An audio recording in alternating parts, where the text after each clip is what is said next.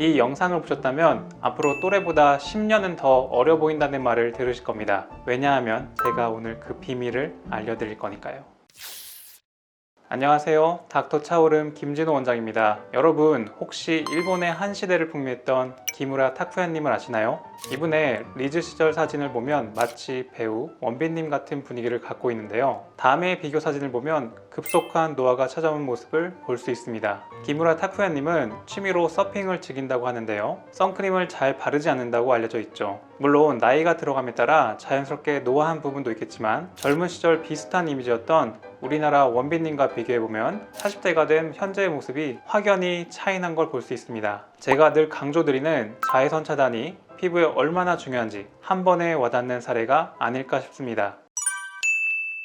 다음으로 미국 오하이오주의 트윈버그라는 도시에서는 매년 쌍둥이 축제가 열리는데요. 이 논문은 쌍둥이 축제에 참가했던 186쌍의 쌍둥이들 대상으로 조사한 얼굴 노화를 만들어내는 요인들, 일란성 쌍둥이에게서 라는 연구입니다. 위의 사진은 이 축제에 참가한 일란성 쌍둥이의 케이스예요. 그런데 정말 놀라운 사실이 있습니다. 이 사진이 한날, 한시에 찍은 사진이란 거죠. 쌍둥이니까 나이가 같을 텐데 두 분이 각각 몇 살처럼 보이시나요? 이 둘의 나이는 놀랍게도 61세였습니다. 오른쪽 쌍둥이의 모습을 보면 얼굴에 기미잡티, 즉 색소 침착이 엄청납니다. 주름도 왼쪽 분에 비해 훨씬 깊죠. 논문의 저자는 두 쌍둥이의 나이가 대략 11살 차이가 나 보인다고 분석했습니다.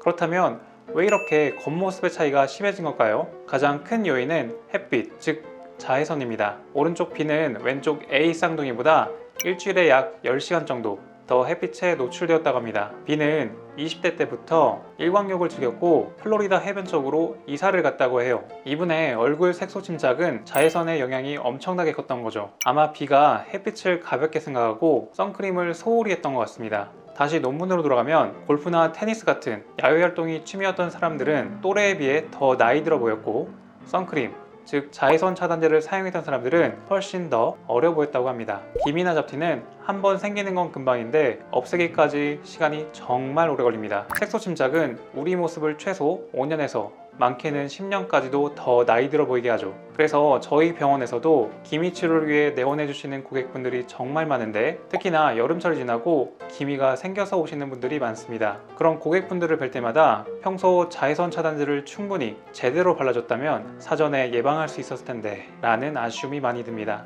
지금부터 의사로서 제대로 선크림을 바르고 지우는 방법에 대해 정확하게 말씀드리겠습니다. 사실 자외선으로부터 피부를 보호하고 노화를 막기 위해 선크림을 발라야 한다는 건 초등학교 친구들도 잘 알고 있죠. 특히 요즘처럼 햇살이 강할 때일수록 더 잘 챙겨 발라야 합니다. 선크림 제대로 바르는 방법 첫 번째, 검지손가락 2마디 정도 짜서 바르기. 선크림은 내가 생각하는 것보다 더 많은 양을 충분히 발라야 합니다. 선크림의 1회 사용 권장량은 성인 기준 0.8에서 1.2g인데요. 이렇게 손가락 2마디 정도의 양입니다. 미국 피부과학회지의 피부과학 분야에 발표된 자료에 따르면 대부분 사람들은 선크림 권장량의 4분의 1 수준의 양만 사용하는 것으로 나타났습니다. 그렇다면 당연히 자외선의 차단 효과도 그만큼 줄어들겠죠. 선크림을 바르는 방식도 중요한데요. 한 번에 모든 양을 다 바르기보다는 손가락에 적은 양을 묻혀서 얼굴로 톡톡톡 두드리며 얇게 펴바르듯 발라야 합니다. 선크림 제대로 바르는 방법 두 번째, 피지 분비가 적은 사각지대에도 발라주기. 우리가 선크림을 바를 때 보통 얼굴의 중심부, 광대나 볼, 이마 등 넓은 부위에 집중적으로 바르는 경우가 있습니다. 하지만 의외로 턱선이나 구렛나루 부위 등 얼굴의 가장자리는 미처 신경 쓰지 못하는 경우가 많죠. 이 부위 또한 색소 침착이 생기기 쉬운 부위이니 꼼꼼하게 발라줘야 합니다. 따라서 바캉스나 야외 활동이 많은 여름에도 귀, 귓볼, 구렛나루, 턱선, 목 등에 자외선 차단제를 잘 바르는 것이 여름철 피부 관리의 꿀팁이라고 할 수 있습니다. 선크림 제대로 바르는 방법 세 번째, 야외에서도 중간중간 덧발라주기. 선크림을 아무리 꼼꼼하게 바른다고 해도 아침에 바른 선크림은 자외선이 가장 강력한 오후 한두 시에는 자외선 차단 효과가 떨어지는 시간입니다. 따라서 야외 활동을 하거나 창가에 있는 분들이라면 꼭 점심을 드시고 선크림을 한 번 더 바르는 습관을 들여야 합니다. 보통 여성분들의 경우 선크림을 바른 다음 그 위해 메이크업을 하시는 경우가 많죠. 그래서 선크림을 덧바르기 애매한 상황이 생길 수 있는데요. 그럴 땐 양산을 사용하시거나 선쿠션으로 최대한 수전 메이크업을 해주시는 것이 도움이 됩니다. 아직까지 양산을 사용하는 것이 생활 습관으로 자리 잡지 않아 양산을 쓰면 신기하게 쳐다보시는 분들도 있는데, 아마 10년, 20년 뒤엔 양산을 사용하시는 분들이 동안 소리를 듣는 승리자가 되지 않을까 싶습니다. 선크림을 바르는 것만큼 지우는 것도 정말 중요한데요. 메이크업을 하지 않고 선크림만 바르셨다고 해도 꼼꼼하게 클렌징을 해주셔야 합니다. 최근 어떤 유튜버가 UV 카메라를 활용해서 선크림을 바르고 물로만 세안한 것과 클렌징 폼으로 꼼꼼히 세안한 것을 비교해서 보여준 적이 있는데, 확실히 클렌징 폼으로 꼼꼼하게 세안했을 때 선크림이 제대로 지워진 것을 볼 수 있었습니다. 선크림에는 다양한 화학 성분이 들어가 있기 때문에 제대로 클렌징하지 않는다면 직사광선으로 인해 활성화된 모공이 선크림으로 막히고 자극되어 발생하는 말로카 여드름이 나타날 수도 있습니다. 스페인의 휴양지인 마요르카에서 선크림 사용 후 여드름이 나타나서 처음 보고된 재미있는 용어죠. 이 여드름은 햇빛에 노출된 얼굴, 등, 팔 등에 딱딱한 염증성 형태로 발생하여 수개월 동안 지속될 수도 있죠. 특히 땀이나 물에 잘 지워지지 않는 워터프루프 선크림의 경우 더 꼼꼼하게 클렌징 해주셔야 합니다. 자, 그렇다면 어떤 선크림을 발라야 할까요? 선크림은 자외선 차단 방식에 따라서 유기자차, 무기자차, 혼합자차로 나뉘는데요. 많은 분들이 이 부분에 대해 헷갈려 합니다. 먼저 유기자차는 유기자외선 차단제의 줄임말로 화학적 자외선 차단제라고 보시면 됩니다. 이 유기자차는 자외선을 피부에 흡수한 다음 소멸시켜 버리는데요. 피부에 닿은 자외선 에너지가 제품 속의 화학성분과 반응해서 다시 적외선으로 내보내는 역할을 합니다. 그래서 피부에 흡수되고 차단 기능할 때까지 약 20-30분이 걸리게 되죠.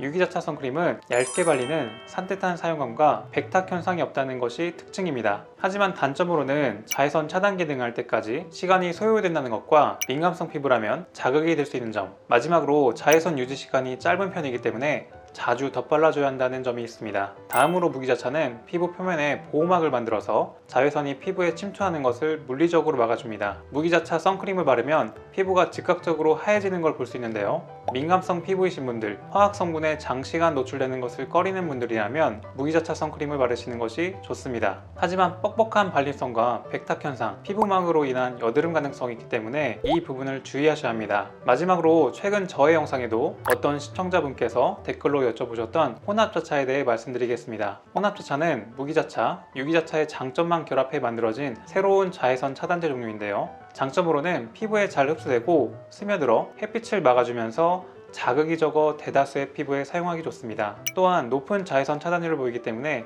한여름에 쓰기 좋습니다. 마지막으로 무기자차, 유기자차의 원료가 적절한 비율로 혼합되었기 때문에 백탁은 적고 발림성은 뛰어나죠. 하지만 이렇게 좋아 보이는 혼합자차에도 단점이 있습니다. 우선 유기자차, 무기자차에 쓰이는 여러 원료를 배합했기 때문에 알러지가 있거나 예민한 피부이신 분들이라면 약간 자극적으로 느껴질 수 있습니다. 그리고 기술적으로 만들기 어려운 화장품이기 때문에 무기자차, 유기자차 선크림에 비해 가격대가 높게 형성되어 있습니다. 이렇게 세 가지 종류의 선크림에 따라 세안 방법도 조금씩은 차이를 주면 좋은데요. 우선 유기자차는 피부에 흡수되기 때문에 자극적인 성분이 남아있을 수 있어 신경 써서 클렌징 하지 않으면 트러블이 일어날 수 있습니다. 그래서 먼저 클렌징 오일이나 클렌징 워터로 1차 세안을 한 다음 폼 클렌저로 2차 세안을 해서 꼼꼼하게 제거하는 게 중요하겠습니다. 다음으로 무기자차 선크림은 입자가 크기 때문에 얼굴 표면에만 머무르고 물에 잘 녹아서 쉽게 클렌징할 수 있습니다. 따라서 폼 클렌징이나 젤 클렌저, 클렌징 파우더 등을 이용해 세안해 주시면 됩니다. 마지막으로 혼합자차 선크림은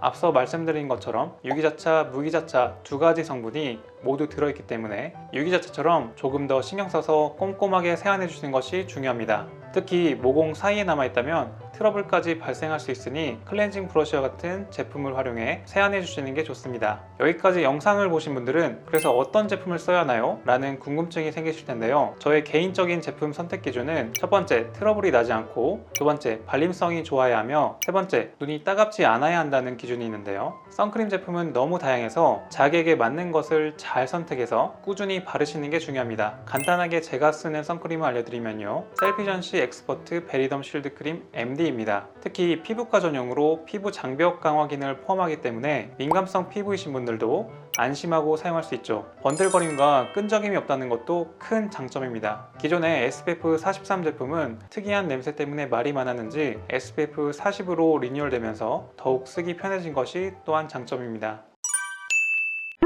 지금까지 여름철 필수품인 선크림에 대해서 자세히 말씀드렸는데요. 이 영상을 저장하셔서 올여름에 두고두고 꺼내보며 선크림을 잘 발라주시면 앞으로 10년 뒤, 20년 뒤 내 또래보다 훨씬 더 젊고 아름다운 모습이 되실 겁니다. 궁금하신 점이 있다면 언제든 댓글로 남겨주시기 바랍니다. 여기까지 닥터 차오름이었습니다. 감사합니다.